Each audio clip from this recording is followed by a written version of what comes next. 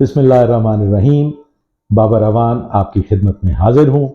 आज हमने इस वक्त जो करंट एक बहुत बड़ा प्रॉब्लम एक वबा की सूरत में हम फेस कर रहे हैं, तो डॉक्टर साहब से उस सिलसिले में हम राय लेंगे और डॉक्टर साहब से पूछेंगे कि हमने उससे बचना कैसे है, और अगर खुदा ना खास्ता हम उस वायरस का शिकार हो गए हैं तो उसके लिए हमें क्या अद्वियात चाहिए होंगी और क्या ऐसा तरीका इख्तियार करना होगा कि हम जल्द अज जल्द उससे बाहर निकलें और दीगर लोगों को हमने उससे कैसे महफूज रखना है। तो मेरे साथ हैं आशोब चश्म के माहिराना राय के लिए डॉक्टर सैयद मोहम्मद जहांगीर। अस्सलाम वालेकुम डॉक्टर साहब। वालेकुम अस्सलाम। डॉक्टर साहब, नाउ ओवर टू यू। मेरा ख्याल है कि इसमें मैं मुदाखलत ना करूं और आपको पूरा मौका दिया जाए कि आप आशोब चश्म के बारे में नाजरीन को अपनी माहिराना राय से आगाह करें।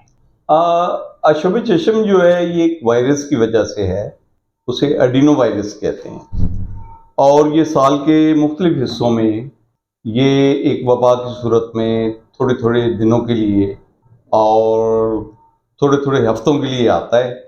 लेकिन ये मैं देख रहा था कि ये पिछले 2 साल से या 3 साल से 2 साल से आशोब चश्म जो है ना, उसने टच नहीं किया था। वरना हर गर्मियों में बहुत से मरीज हमारे पास आते हैं आशोब चश्म के साथ, और इस दफ़ा आशोब चश्म जो आया है वो बहुत ज़्यादा फुलमिनेटिंग है और लोगों की आंखें सूजी हुई हैं, सुर्ख हैं, आंखें खोल नहीं पा रहे और पानी आ रहा है आंखों में, ऐसे लगता है जैसे किसी ने रेत डाल दी है। तो बड़ी तकलीफ में हैं सब लोग।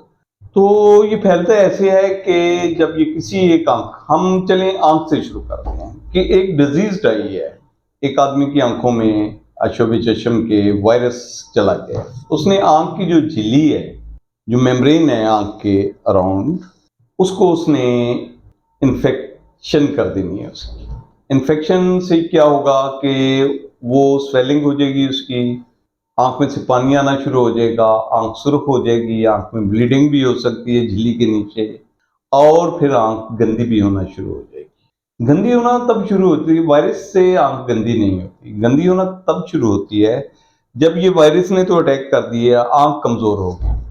अब हर कमजोर चीज पे जिसका दौर लगता है ना, वो अटैक कर देता है। तो इस पे बैक्टीरिया भी अटैक कर देता है।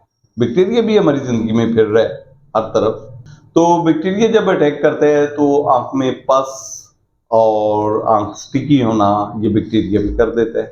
तो अब ये फैलेगा कैसे? ये देखने से नहीं फैलता।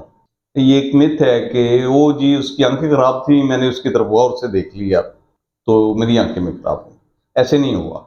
हुआ ये कि उसकी आंखें खराब थी, आप उससे मिले, आपने उसके साथ काम किया, आपने सबसे पहला काम तो आपने उसके साथ शेक हैंड किया।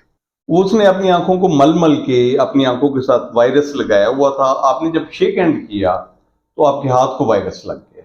आपने वो ये वायरस अपनी आंख को खुजली करते हुए अपनी आंख को लगा लिया। लें, ये प्रोसेस आप में भी स्टार्ट हो गया। तो हमारी तो डॉक्टर साहब आदत है पक्की आदत है, जफ्फियां भी डालनी है, शेक हैंड भी करनी है। जी। आपने शेक हैंड किए, आपने गले मिले हैं, आपने मुंह के साथ मुंह टच किया है अरबी स्टाइल में, तो ये वायरस जो है ना, इसको मौका मिल गया आप एक सेहतमंद आंख तक पहुंचने का। और आप आए, आपने आंख खराब है लेकिन आपने हैंडल भी दरवाजे का खोल लिया, दफ्तर के, स्कूल के, किसी दुकान और आप के। पहले किसी कांटेक्ट में थे, आपने अपनी आंखें साफ की थी, वो ट्रांसफर हो नहीं, गया। साफ नहीं, मैं उस डिजीज तो फैलने की बात कर रहा हूँ कि वो आदमी जिसकी आंखें खराब थीं, उसके हाथों को वायरस लगा हुआ है, उसने घर में बैठना गवारा नहीं किया, उसने डॉक्टर को कांटेक्ट नहीं किया, और डॉक्टर ने भी उसे नहीं बताया कि भाई आप 3 से 5 दिन घर में स्टे करें, आप बाहर ना जाएं, आप फैला देंगे। उसने ये सब गवारा नहीं किया। और अगर उसे छुट्टी भी मिल गई दफ्तर से ना, तो अब उस मोटरसाइकिल अपनी गाड़ी पे बैठा है, वो एंजॉय कर रहा है पूरा दिन। उसने मुख्तलिफ दुकानों में जाना है, उनके हैंडल खोलने हैं, उसने सीढ़ियाँ उतरनी है, उसने रेलिंग पे आदतन हाथ रखते जाना है। तो उसका हाथ जहां जहां लगेगा, आपके हाथ के साथ, हैंडल के साथ, आपके वो दिए हुए पेन के साथ, आपको कोई चीज उसने दी उसके साथ, उन तमाम चीजों पे वायरस लग गया है। अब वो वायरस आपका हाथ लग के आपकी आंख को लग जाना है। तो हम सब अक्लमंद लोग हैं, आप अंदाजा कर लें कि आपने इससे कैसे बचना है। आपने ये तमाम चीजें जो जो वो काम कर रहे हैं वो नहीं करना। आपने दरवाजों के हैंडल को सैनिटाइज करना है स्प्रे से। आपने अपने हाथों को जेल, सैनिटाइजर जेल से करना है बार बार।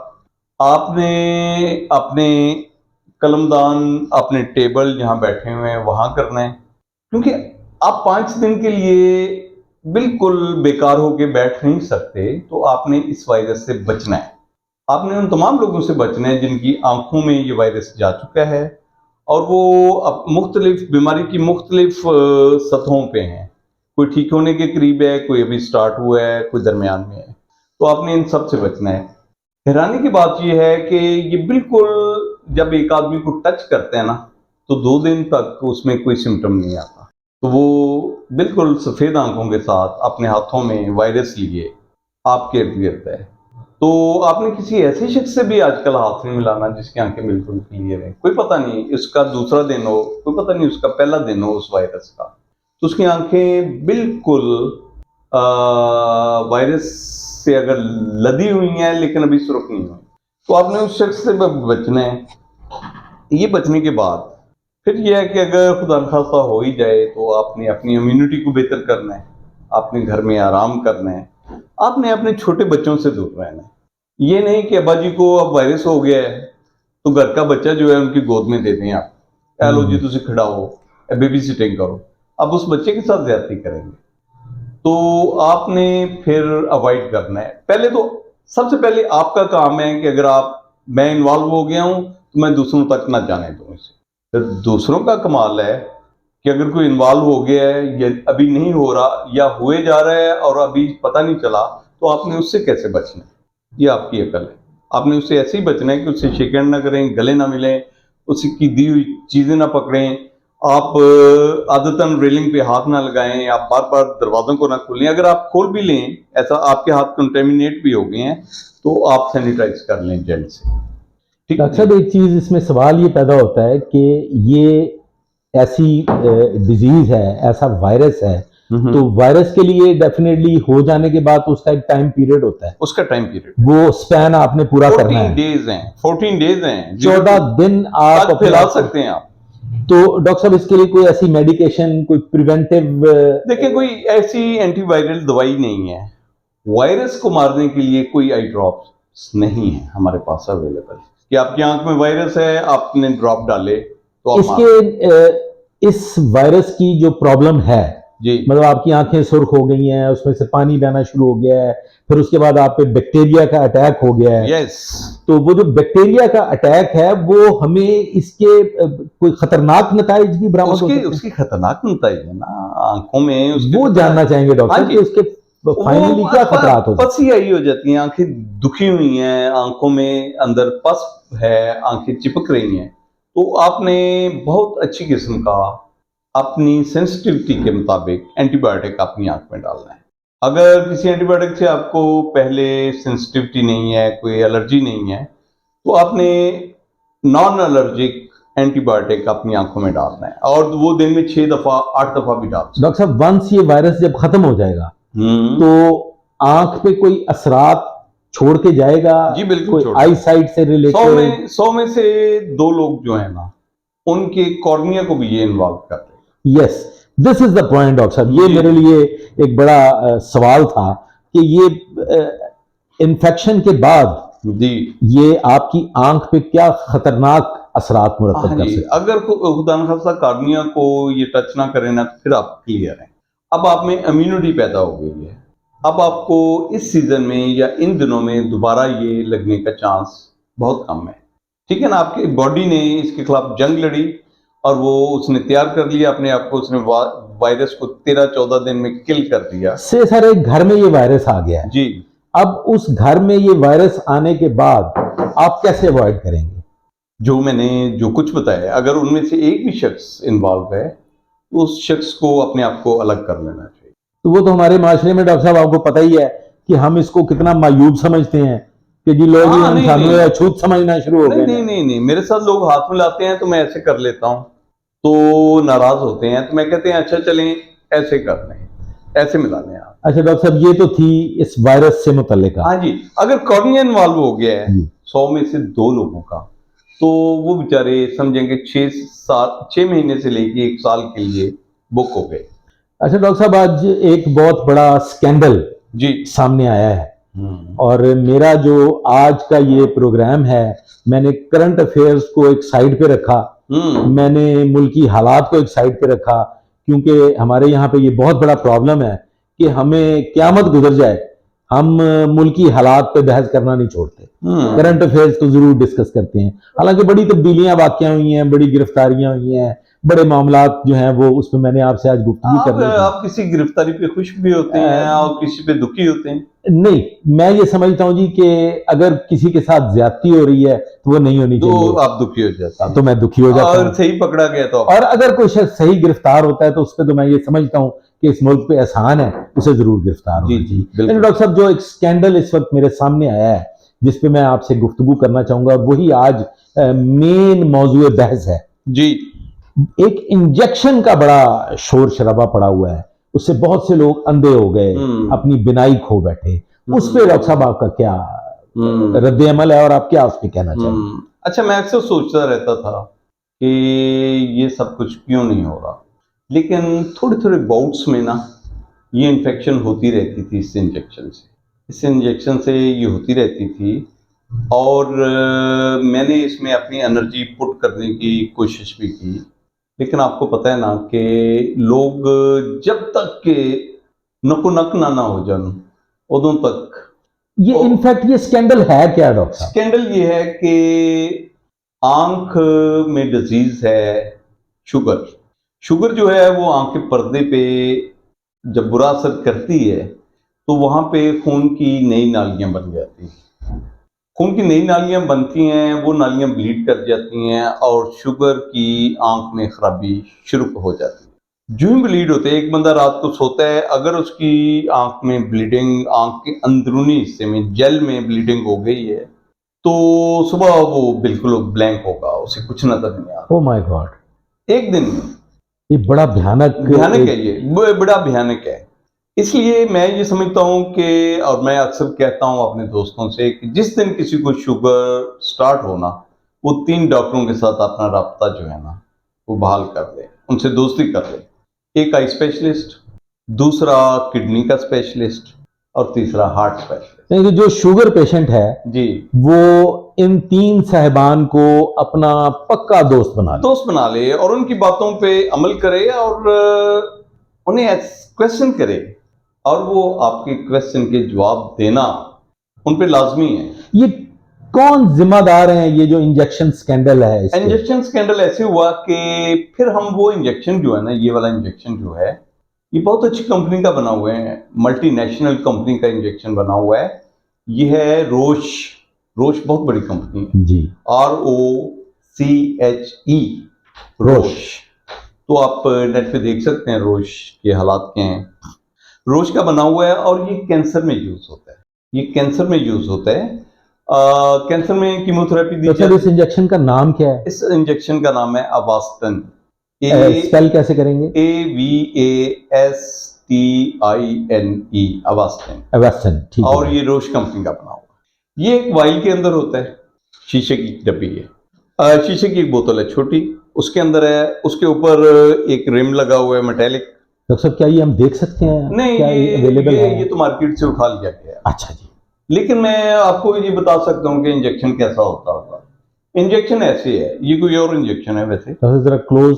हाँ जी, ये इंजेक्शन ऐसे होगा, इसके अंदर सोल्यूशन होगा इंजेक्शन का, ये शीशा है, ये उसका रिम लगा हुआ है और ये ऊपर लगा हुआ है एक प्लास्टिक की सील, कवर है। जब हम इस सील को तोड़ते हैं ना, तो रिम के अंदर का जो रबर जिससे ये बंद हुआ है जी, रबर जैसे बोतल के ऊपर, टीके की बोतल के ऊपर होती है जो रबर है ना, जब हम ये सील तोड़ते हैं, प्लास्टिक उतार देते हैं, तो वो रबर जो है वो स्टरलाइज है। ठीक हो गया। ये इंजेक्शन बाहर से किसी भी तरह स्टरलाइज नहीं नहीं है। ओके। I got. और ये शुगर के मरीजों को नहीं, कैंसर के मरीजों को 100 मिलीग्राम और 400 मिलीग्राम एक ड्रिप में डाल के दिया जाता है, जैसे कीमोथेरेपी होती है ना ड्रिप में जी। शुगर के कैंसर के मरीज की, उसके साथ साथ कुछ लोगों को अवास्टन दिया जाता है। ये कीमोथेरेपी में नहीं आता, लेकिन ये एडिशनल है उसके साथ, और ये उसका सपोर्टिव सपोर्टिव है। ठीक। अब ये देखा गया है कि ये खून की नालियों को ना बिल्कुल सुकेड़ देता है। कैंसर का जो फोड़ा होता है उसकी तरफ भी खून की नालियां जा रही होती हैं, उसे फीड कर रही होती हैं फूड। अब अगर उन नालियों को किसी तरह से बंद कर दिया जाए ना, तो उस फोड़े को, उस मैस को एनर्जी नहीं मिलती, एनर्जी नहीं मिलेगी और वो श्रिंक होना शुरू हो जाएगा और खत्म हो जाएगा। ये इंजेक्शन इसलिए उसको दी। अब ये देखा गया कि खून की नालियों को चूंकि ये श्रिंक करता है, तो आंख के अंदर जो शुगर की वजह से खून की नालियां पर्दे पे बनती हैं, उनको श्रिंक करने के लिए हम ये इंजेक्शन देते हैं। ये इंजेक्शन है 100 मिलीग्राम, 100 मिलीग्राम है। हमने आंख में देना है 1.25 मिलीग्राम, यानी कि 1.25 मिलीग्राम आंख के अंदर डाल 1.25 100 ग्राम लगेगा, मिलीग्राम लगेगा कैंसर के पेशेंट को, और 1.25 मिलीग्राम आंख के अंदर हमने इंजेक्ट करना है। आंख में ही क्यों इंजेक्ट करना है डॉक्टर साहब, क्यों जरूरी? आंख के अंदर जब इंजेक्ट करेंगे तो वो उस जगह पे पहुंचेगा जहां खून की नालियां हैं, उस जेली में जाएगा जिसके अराउंड, जो पर्दे के साथ जुड़ी हुई है, जेली पर्दे के साथ है, और पर्दे में खून की नई नालियां बनी हुई हैं जिन्होंने ब्लीड कर जाना है। हम जब ये इंजेक्शन देंगे तो वो नालियां सिकुड़ जाएंगी। जब वो नालियां सिकुड़ जाएंगी तो हमें मौका मिलेगा कि हम लेजर से उन खून की नालियों को लेजर की छांव से बंद कर दें। ये हम टाइम गेन करते हैं। और कई दफा पर्दे पे टाइम गेनिंग की वजह डॉक्टर साहब? टाइम गेन करते हैं कि अगर वो ब्लीड कर गई ना, फिर हम लेजर नहीं कर सकेंगे। अच्छा, ठीक हो गया। मतलब ये जो इंजेक्शन है ये आप इसलिए देते हैं ताकि आपको लेजर का जो आपने ट्रीटमेंट करना है उसके लिए आपको एक मुनासिब टाइम मिल जाए और नालियां खुद ब खुद सिकुड़ भी जाए, और जब हम लेजर करें तो उसका बहुत अच्छा इफेक्ट आए। अच्छा इफेक्ट आएगा तो पर्दा जो है वहां से ब्लीडिंग नहीं होगी, मरीज की आंख ब्लीडिंग से बच जाएगी। तो अब हुआ क्या है जी ये इंजेक्शन? अब हुआ ये है कि ये इंजेक्शन जो है ये अब आंख में लगाना है। हमारे पास अवेलेबल जो है वो 100 मिलीग्राम है एक बॉटल में। ठीक। हमने एक सिरिंज लेनी है 5 सीसी की या कुछ, हमने इसकी सील को तोड़ना है और रबर में से सीधा अंदर जाना है। अंदर जाके 4 मिलीलीटर सॉल्यूशन इसका निकाल देना। ठीक। सिरिंज में आ गया। अब 4 ml 4 ml आ गया। अब हम 4 ml आ गया। अब हमने हर पेशेंट को ना 0.05 ml 0.05 ml ठीक हो गया। 1 मिलीलीटर का 20वां हिस्सा, ठीक। 1 मिलीलीटर का 20वां हिस्सा हमने एक इंसुलिन की सिरिंज में डालना है इसे। अब आपने इंसुलिन की सिरिंज खोली, उसका पिस्टन निकाला, इसमें से 1.5 कतरा बनता है। ठीक। 1.5 कतरा डाला तो वो 1.25 मिलीग्राम, या हमने उसको एडजस्ट करना है 0.05 मिलीलीटर पे। सिरिंज को एडजस्ट किया, उसके ऊपर कैप लगाई और उसे कंटेनर में बंद किया। उस कंटेनर को क्या किया फिर आपने, उस कंटेनर को आपने एक और रैप किया एक और चीज में, उसके साथ असूलन जो मैं बात बता रहा हूँ उसके साथ आपने आइस पैक रखे, क्योंकि ये वाला इंजेक्शन जो है इसके अंदर प्रिजर्वेटिव नहीं है, तो इसको एक्सपायर हो जाएगा निकलते ही, तो इसको प्रिजर्व करने, बल्कि वो मेन इंजेक्शन जो है ना वो भी आपने 2 to 8 डिग्री सेंटीग्रेड पे रखना है फ्रिज में। अगर उसकी भी चेन ब्रेक हो गई ना तो इसकी एफिकेसी खत्म हो जाएगी। एफिकेसी खत्म होगी और इसके अंदर बैक्टीरिया भी, इसके अंदर इन्फेक्शन का भी चांस बढ़ जाता है। तो आपने ये रखा। इसके बाद आपने आंख के मरीज के लिए इसको रवाना कर दिया। या तो मरीज का लवाकीन जो है वो लेने आएगा, लाहौर का एक बड़ा अस्पताल है, वहां से तमाम डॉक्टर लाहौर के पहले हम लिख के देते थे कि जाएं जी वहाँ से ले आएँ जी जाके, बड़े कैंसर अस्पताल से जाके ये इंजेक्शन ले आएँ। कैंसर अस्पताल में जाता था, स्लिप दिखाता था, वो इंजेक्शन दे देते थे, वो उसे लेके उसी तरह दौड़ता हुआ आता था, जिस तरह इंडिया की फिल्मों में दिलीप कुमार अपनी माँ के लिए खून की बोतल, शीशे की बोतल उसको बचाता हुआ लेके आता है और रास्ते में रिक्शे से टकरा जाता है। तो मरीज बचता बिदड़ता लुहाकीन अपने अजीज के लिए वो लेके आता है।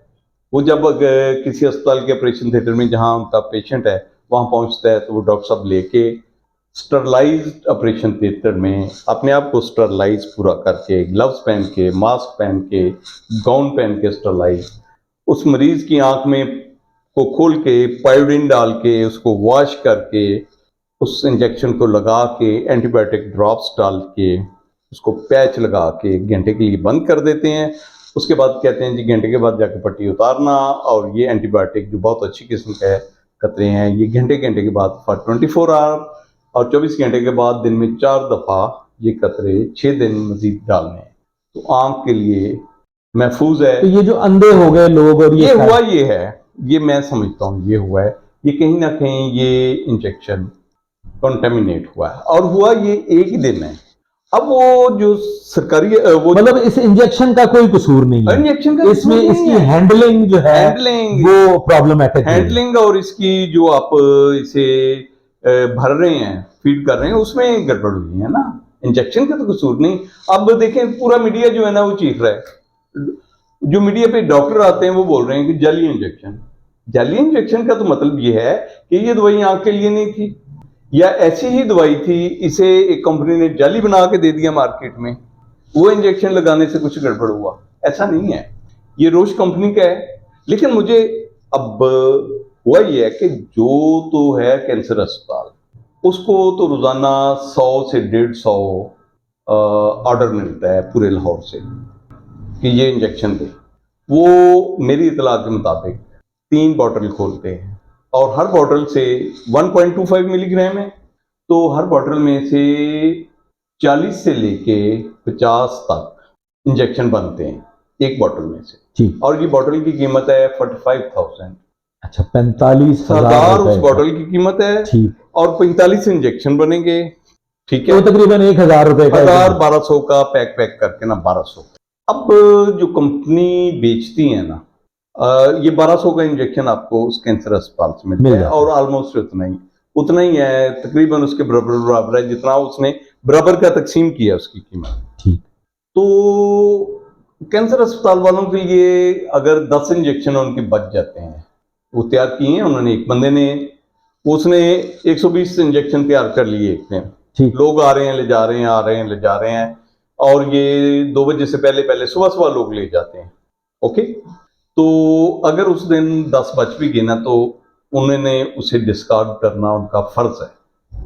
आप समझते हैं डॉक्टर साहब कि इसमें किसी स्टेज पे कोई क्रिमिनल नेग्लिजेंस हो सकती हुई है? बिल्कुल, और उसके चांसेस यही हुआ है। हुआ ये है कि या तो इन इंजेक्शंस को जो बच गए थे, मतलब आज के दिन में जो बचे हैं, उन्हें डिस्कार्ड नहीं किया, उन्हें फ्रिज में रख दिया। अब फ्रिज में रखा है तो थ्रू नीडल और थ्रू वो जो था, जो आपने पैक किया ना, वो स्टरलाइज पैकिंग नहीं है, सिरिंज स्टरलाइज है, वो पैकिंग स्टरलाइज नहीं है, तो उसका चांस बढ़ जाता है इन्फेक्शन का। उसमें अगले दिन इन्फेक्शन का चांस बढ़ गया, फर्ज करें अगले दिन भी बच गए, उसने तीसरे दिन भी वही सप्लाई कर दिए, वो जो एक पूरी लॉट सप्लाई हुई ना, उसने गड़बड़ कर दिया। लेकिन इस लॉट में जो मैंने अपने दोस्तों से डिस्कशन की है ना, इसमें मुझे लगता है कि अच्छा, ये कैंसर अस्पताल के साथ साथ ना अब प्राइवेट भी 2-3 लोगों ने ये इंजेक्शन बनाने शुरू कर दिए। इंजेक्शन लेते थे, वो इंजेक्शन परचेज किया 45,000 वाला का, और उसके बाद उसके आगे उसे पार्ट्स की उसके मुताबिक 45 इंजेक्शन बना लिए। 45 बना लिए। अब 45 बना लिए, वो भी कोई 1500 रुपए का इंजेक्शन वो देते। अच्छा, उनका ये है कि वो ये इंजेक्शन जो है ये बना लेते हैं ना, तो आसानी उन्होंने अस्पतालों के लिए कर दी। डॉक्टर ने या थिएटर असिस्टेंट ने फ़ोन किया उस नंबर पे उन्होंने कहा यार 2 इंजेक्शन चाहिए ने।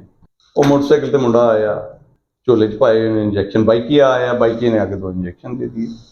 लगाते रहे लोग। मेरे लिए भी ये था, बड़ी आसान है ये काम ना, कि आपने फ़ोन किया, आपके डोर स्टेप पे आ गया। लेकिन हम लोग जो थे, मैं वाहिद बंदा था जो रजिस्ट करता था इस बात को कि नहीं, मरीज़ का लवाकिन लेके आए या मेरा बंदा जो है वो जाए तो 1000 रुपये का पेट्रोल खर्च ले, लेकिन लेके मुनासिब जगह से आए। अब हुआ ये है कि कोई पता नहीं कि उनके जहाँ वो इंजेक्शन बढ़ते हैं वो कमरा स्टरलाइज है कि नहीं।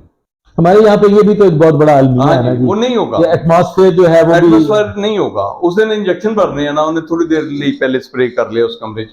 उसने ग्लव्स पहने हुए हैं, उसने वॉशअप हुआ है कि नहीं, क्या वो वॉशअप हुआ है कि नहीं, क्या वो कमरा जिसमें वो भरा गया वो स्टरलाइज है कि नहीं, क्या जहाँ वो इंजेक्शन भर भर के जिस शीट के ऊपर रख रहा है पैक करने से पहले वो वो स्टरलाइज है कि नहीं, क्या ये बंदा ट्रेंड है कि नहीं इस काम के लिए, क्या इसे आइडिया है कि इस इंजेक्शन के खराबी के कितनी दूर तक कसरात हैं। जी ख़वातीनो हज़रात, हमने डॉक्टर साहब से सैर हासिल गुफ्तगू की, आशोबे चश्म के बारे में हमने मुकम्मल मालूमात हासिल की, इसकी प्रिवेंशन के मुतालिक पूछा और हमने कोशिश की कि हम अवामुन नास तक प्रॉपर इसकी गाइडलाइन जो है वो फराहम कर सके।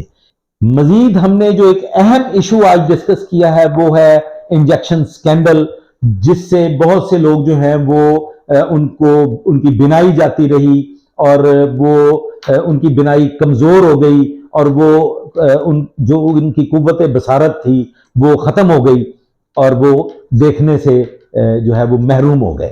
उसकी वजह जो सामने आई, जो डॉक्टर साहब ने हमें बताई, वो जो मैं समझ सका हूं मैं आपको अर्ज कर देता हूं। एक तो ये कि वो माहौल जहां वो इंजेक्शन प्रिपेयर किया गया वो कंटेमिनेटेड हो सकता है, वो पर्टिकुलर पर्सन प्रॉपर स्टेरलाइज्ड नहीं था, वो एनवायरनमेंट जो था वो प्रॉपर स्टेरलाइज्ड नहीं था, और वो जो एहतियाती तदाबीर उस इंजेक्शन को महफूज करने के लिए थी वो प्रॉपर नहीं अपनाई गई। बसूरत दीगर ये एक बेहतरीन कंपनी का इंजेक्शन है जिसे रोश एक मारूफ कंपनी है, तो इसमें ये पहलू जो है इसको हम ज्यादा अहमियत नहीं देंगे कि कोई जालसाजी हुई है। जालसाजी से ज्यादा इसमें कंटेमिनेशन का आंसर जो है वो सामने आया है और ऐसे लोगों से ये गलती हुई है जिन लोगों ने प्रॉपर तरीके से उसकी सप्लाई नहीं की और उसको लेके आने वाला, मरीज तक पहुंचाने वाला, और फिर ये भी हो सकता है कि जिसने वो इंजेक्शन जो है वो लगाया है वो भी उसमें बद एहतियाती का शिकार हुआ हो और उससे लोगों को नुकसान पहुंचा हो। ये आपकी बात दुरुस्त है, मैं मान रहा हूं, लेकिन किसी हद तक नहीं, मैं बताता हूं, क्योंकि ये एक दिन में सप्लाई की हुई सारी जो इंजेक्शन थे ना वो मुख्तलिफ जगहों पे, हर जगह पे जहां जहां उसे सप्लाई किया गया ना हर जगह पे उसने इन्फेक्शन की आंख में, तो इसलिए तो इसमें ये वाला पहलू जो है इसको डॉक्टर साहब नेगेट कर रहे हैं कि डॉक्टर से ये गलती सरजद नहीं हुई, ये सप्लाई चेन का फॉल्ट है, उस पर्टिकुलर सप्लायर का फॉल्ट है और उस एनवायरनमेंट का फॉल्ट है कि जहां पे वो कंटेमिनेटेड इंजेक्शन की सिरिंज ट्रांसपोर्ट की गई। तो ख़वातीनो हजरात, उम्मीद है कि आपको आज का ये एपिसोड, आज का ये प्रोग्राम यकीनन बहुत इंतहाई मालूमाती लगा होगा। अगर आपको ये प्रोग्राम पसंद आया हो और ये लगा हो कि इससे आपको कोई फायदा पहुंचा है तो बराह करम इसे लाइक कीजिएगा, शेयर कीजिएगा, चैनल को सब्सक्राइब कीजिएगा। आइंदा के लिए हमारे साथ रहिएगा, दुआ में याद रखिएगा। अल्लाह हाफिज।